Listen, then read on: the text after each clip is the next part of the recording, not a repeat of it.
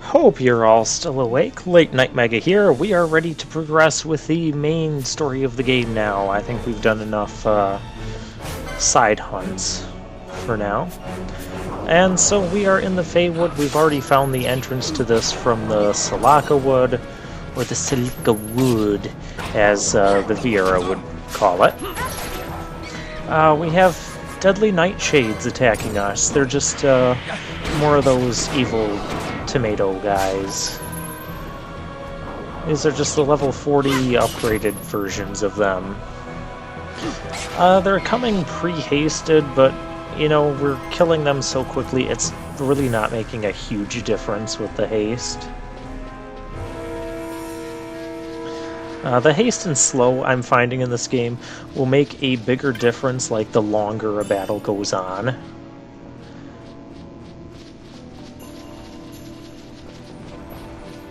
Ooh, another new enemy.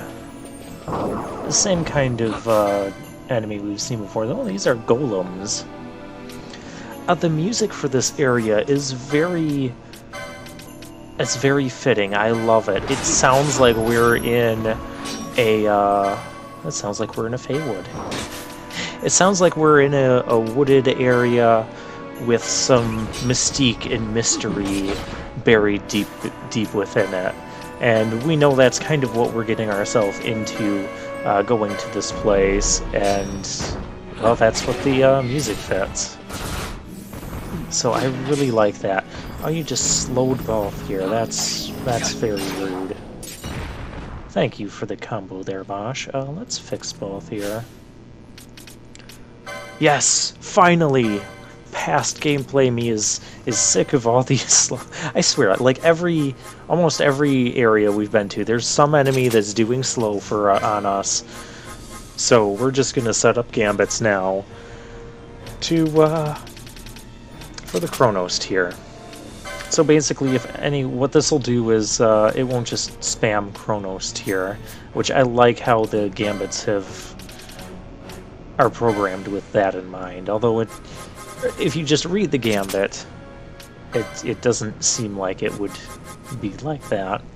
But yeah, so it's only going to use the Chronos tier if someone is affected by a status that would be cured by the Chronos tier. In this case, that status would be slow or stop. And we're just going to put that on both here and Bosch for right now, because, well, Fran's got a whole bunch of magic casting gambits on, and I don't want to deal with the priority of that, at least not right now. And these tomatoes, they're not too tough. They're not even doing a ton of damage. Except they're combo biting both here or there. And we got a high ether. And yes, the treasure chests are still tricking me like that. You know, I go to open a treasure, oh wait, we gotta put away our sword first. Every time. Every time.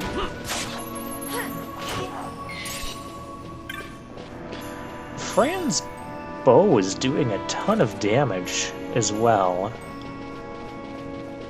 That's very nice. She's coming along as an archer. Alright, so this area... You can see there's actually two entrances to this. The Golmore...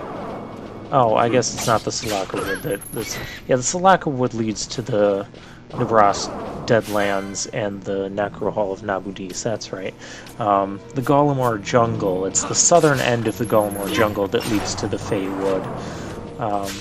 Yeah, I told you guys wrong, but I showed you when we first came here and we weren't supposed to be here. And then I just backed out of the area. And the Paramina Rift. Okay, that is design I don't like.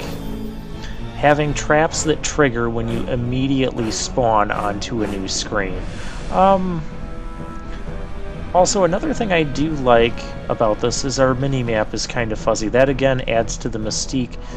There's mist around here. It makes me wonder if there's going to be another Esper, because that's the only time that places have been doing this.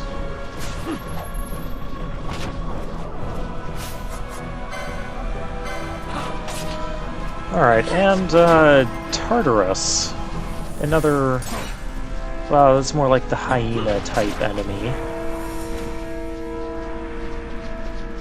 It's got a horn. It's like a mini rhinoceros or something. I don't know. Okay, I don't want to step on traps. We have a time mage who's not using magic. Float.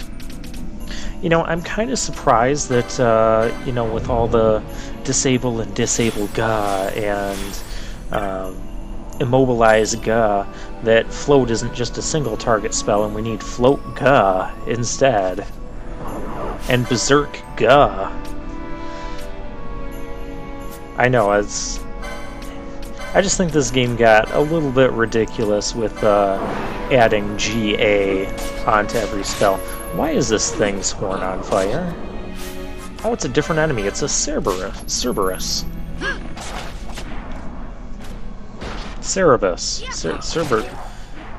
This game has me so I can't even pronounce things that I previously knew how to pronounce. It's the Feywood is the effect of the Feywood. That's what we're going with. The mystique and mist of the Feywood makes it so post-commentary late-night Mega cannot properly commentate. At least we can still properly cure. Hey, a map. Although, while I appreciate the idea of scrambling the mini-map in the corner, when you can just put on, and I'm not saying that I want to go through any place in this game without an actual map available, but when you can just put on the big main map on the screen like I have it now, the whole scrambling the mini-map in the upper right corner just kind of loses its effect. It's like, why even bother having it scrambled when you can just do that? Not that I want them to completely take away our entire map for any area, but, you know, if you're gonna do it all the way. You know, the scrambling of the minimap reminds me of an area in Etrian Odyssey 3. It's one of my contentions for favorite non-Final Fantasy RPGs out there. And it was a dungeon crawler, if you're familiar with it, and you kind of draw your own map on the touch screen of the DS. And there was one area you get to, it's like the last stratum in the game, the 5th stratum, and so it's the last set of floors, and there's areas there, was it the Porcelain Forest or something? Yeah, it was a really cool looking area. And there were some areas you'd enter, and there would be like this reflective water that you're standing in, and it would completely scramble your map. So it would take away your mini-map, so you can't actually see the location of where you are on your map. Whereas normally you'd be able to see, you know, the dot of where you are in comparison to your map, and so yeah, trying to draw the maps for those areas was quite interesting, and I appreciated that gimmick there. Didn't want it for, well, they only did it sporadically in there, so it wasn't like the whole big thing. It was manageable, but I wouldn't have wanted it to happen anymore. Anyways, yeah, we're just exploring around here. Oh, a save crystal. Oh, that must mean we might be next to something. And don't forget the treasure, don't forget the treasure, don't forget the... Yeah, there's more treasure over here. Embroidered tippet. Alright, embroidered tippet, that is something we have picked up before. Even past gameplay me recognizes that. Maybe he recognizes that. But embroidered tippet, it's an accessory that gives us double experience, so that's kind of nice. We have 2 of those. One thing I'm going to do, well, I'll wait till we get to the post game, but I want to pick up another one before getting into the post game. I'll pick it up off camera, and I'll announce when we get to the post game that I'll be picking that up off camera too, in case you guys forget by then. Yeah, because oh, Mirror Knights, these are new. Weak to Earth. We could use Vaughn's Koga Blade on them. We can also cast Death on them. Let's do that. Oh, it's casting Reflect. We don't... Okay. We're going to use physical attacks if you're going to be doing that kind of stuff. Alright, let's attack this thing because Balthier is just going to sit there and steal from it until we do. Mirror Scale. I like the concept of these Mirror Knights. It makes sense that they would cast Reflect. I'm kind of surprised they didn't have Auto-Reflect like our Mirror Males grant. Did I leave an item behind back there? See, there's Era, but we don't ever get that spell to cast. I don't know why. I still maintain that it would have been better if we could. And if we had an Earth elemental magic that we could cast. Alright, let's see what else we got in this area. More reflectors. We do have, Oh, are we doing it? We're doing it! Yes!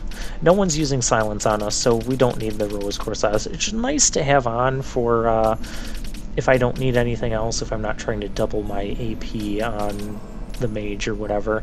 But if no one's actively casting silence, I can switch it for something else. But we don't have the license for what we need to switch it for. So, to the license board. Alright, what I'm looking for is Opal Ring. The Opal Ring is the one that lets us pierce Reflect. So, yeah. Take that, you Mirror Knights. Or Mirror Wings. And now the Death spell is not going to get reflected even if they have Reflect up. Yeah, there's just... I don't want to be fighting 3 of these things at once. The Death spell is just so nice at cutting down these groups of enemies into something more manageable. I really appreciate it. Like I told you guys, the Death spell is going to get quite a workout in this game. It's been nothing short of amazing for me as far as the normal enemy encounters. And, you know, I don't really use Death spell in other Final Fantasy games. I think I've mentioned this before, but it's a really nice touch that they made that useful in this. I like it. We're going to hit that Mirror Knight down there. Yeah, they are Mirror Knights, not Mirror Wings. We steal Mirror Wings from them. That's what it is. Or Wind Slicer Pinions, or Wind Crystals, whatever. There's a lot of different items we can get from these guys. And I appreciate them. Forgil wasn't even worth coming back for.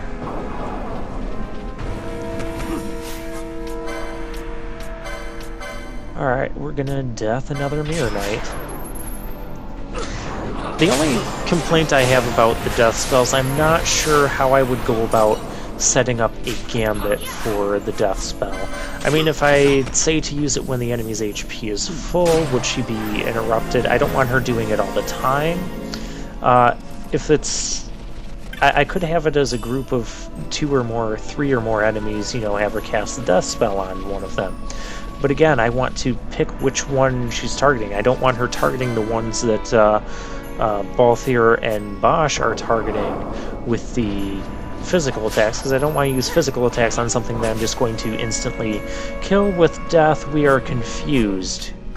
Alright, Balthier, the New Kai Sand. I was about to say Princess Kiss, but no, that's for sleep. So I think what I might end up doing... Okay, we can steal Blood Wolves from Moose. Keep that in mind for the first part of the post-game. Again, I'll be collecting. I'll need to collect some more.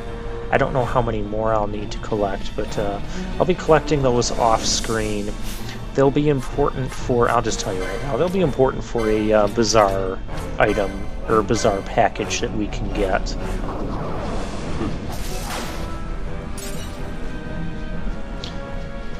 So yeah, we're also going to make sure that we can actually steal from them. But yeah, apparently they're stealable items.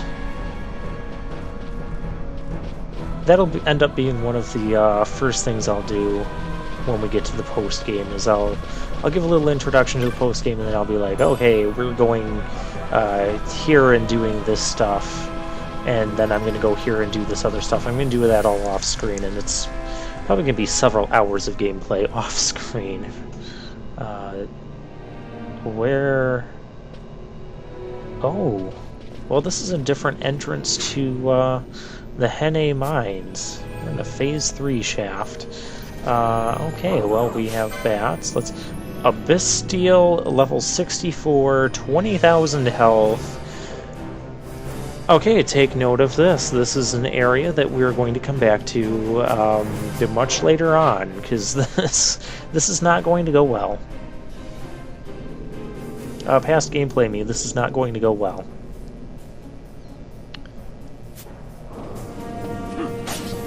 But then again, where else can we go right now? Past gameplay me doesn't know. You might know. Enemies dealing over 1,000 damage. We can't keep up with that.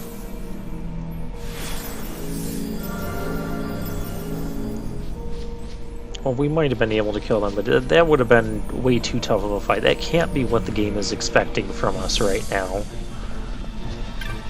So let's see what else we can find. Well, I found an ether.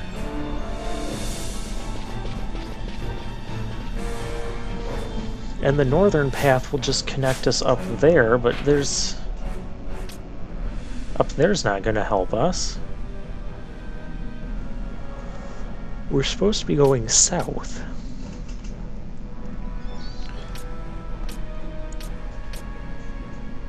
Well, there's only 4 areas. We've explored all the areas that the map has shown, besides like a couple shaded dark areas. I think I have an idea. I should say past gameplay me thinks he has an idea. And we're just gonna run there because we don't need to get even more over-leveled and over. Okay, you hit me, you're dead. No, you're not. We were exploring that interesting looking thing. It looks interesting, but we can't do anything with it. Treasure chest got me again. 150. Okay, you know what? You can die. You can actually die now for that. You can die a lot. There we go. A suit of mirror mail. You can even get the mirror mail from those guys. That's pretty nice.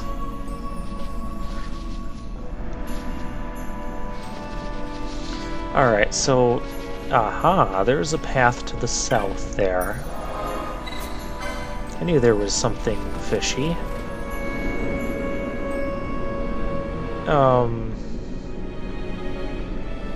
Mist is blowing. A dense mist prevents you from advancing. Well, that's not helpful.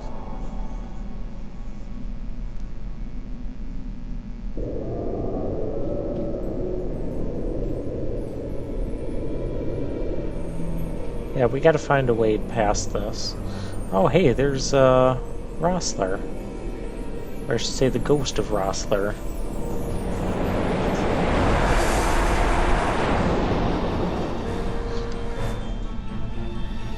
That looks like the path just opened, didn't it?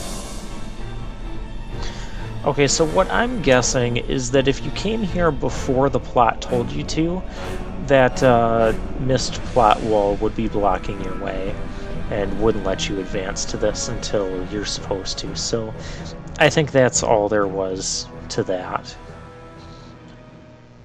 Now, what is this?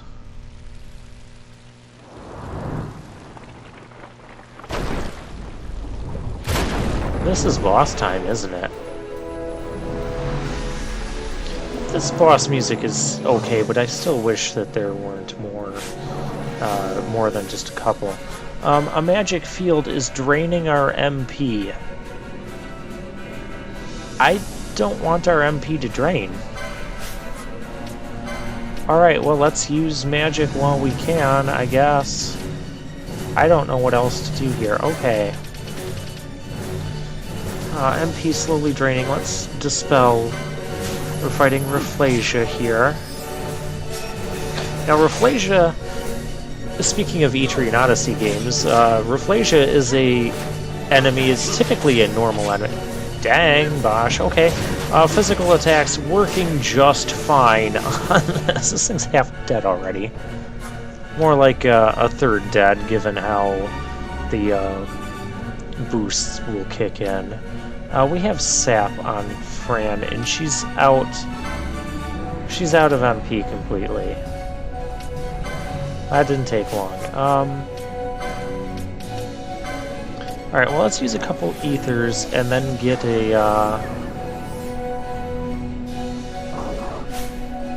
that's just not even doing anything for us.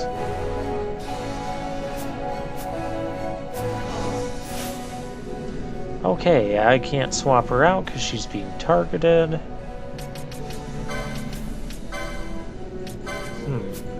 Alright, turn off the Scaling Gambit, because there's other enemies. There's Malboros, basic Malboros. You focus... You know, these Malboros are going to harass us. We don't have magic to use Asuna. This creates an interesting predicament. Cry for help. Stop that. Stop crying for help, Rafflesia. So anyways, in the Etrian Odyssey series, Rafflesia here would sometimes appear as a normal enemy. Sometimes it would appear in the early game normal enemy that can totally kick your butt. Or sometimes it's a late game normal enemy. Sometimes it's a boss type enemy. It depends on which Etrian Odyssey game you're playing, but Rafflesia tends to make a appearance, and it's always a huge nightmare at whatever point in the game you can first encounter them. So yeah, that's my experience with that. Okay, physical attacks. Oh, it's using Siphon. It's Siphon 9. It's got Sap on both here. I don't even care. This thing's almost dead. Pollen Dance. Yeah. No sense bringing in the other mages because their MP would just drop way too quickly. But yeah, this team handled it fairly well. That wasn't an Esper though, but we had a magic field going on. Yeah, we didn't get the Esper thing. Rafflesia is not an Esper. And Fran's holding the arrow in her mouth. Okay, interesting. Interesting choice there, Fran. So, yeah, if you haven't figured it out by now, there's no Esper to be gotten in the Feywood here. Darn. I already knew that because I researched it all, but I didn't want to spoil that. We're just going to... Oh, Balthier's got Sap on him. Yeah, someone is shooting at him. We're just gonna go back. Domain Calvados? What in the world? Grants bravery to one ally. Okay. I'll keep that in mind. We got some Mega Elixir, Shock Motes, Reverse Motes. The Exir Berries. We got a lot of stuff going on. Okay, we're going to go back to that save crystal, recharge our MP, mainly our MP, but recharge everything. And I'll see you guys next time.